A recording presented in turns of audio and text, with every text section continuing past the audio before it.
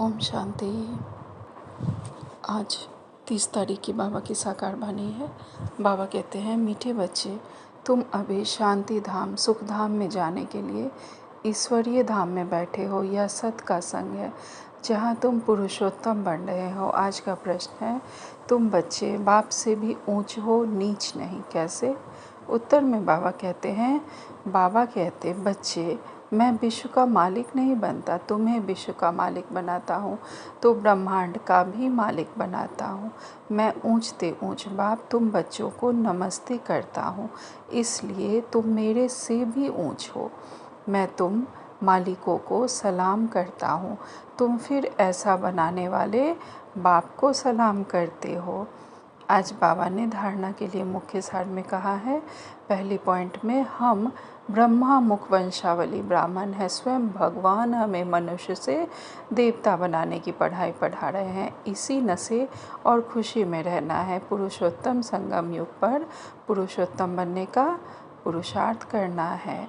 दूसरी पॉइंट में बाबा कहते हैं, अभी हमारी वानप्रस्थ अवस्था है, मौत सामने खड़ा है, वापिस अब घर जाना है, इसलिए बाप की याद से सब पापों को भस्म करना है। बाबा ने आज हमें वरदान दिया है, माला माल भाव। बाबा कहते हैं, नॉलेज रूपी चाबी द्वारा भाग्य का अखुट खजाना प्राप्त करने वाले माला माल भाव। विस्तार में बाबा कहते हैं, संगम युग पर सभी बच्चों को भाग्य बनाने के लिए नॉलेज रूपी चाबी मिलती है। ये चाबी लगाओ और जितना चाहे उतना भाग्य का खजाना ले लो। चाबी मिली और मालामाल बन गए।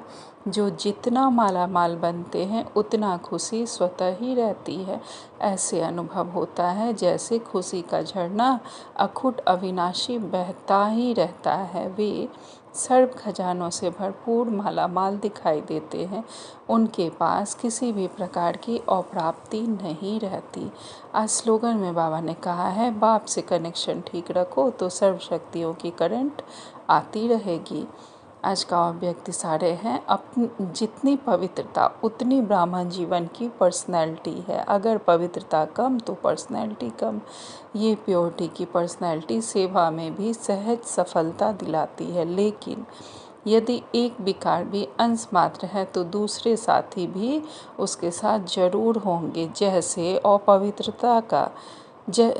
पवित्रता का सुख शांति से गहरा संबंध है, ऐसे अपवित्रता का भी 5 विकारों से गहरा संबंध है। इसलिए कोई भी विकार का अंश मात्र भी ना रहे, तब कहेंगे पवित्रता की पर्सनैलिटी द्वारा सेवा करने वाले।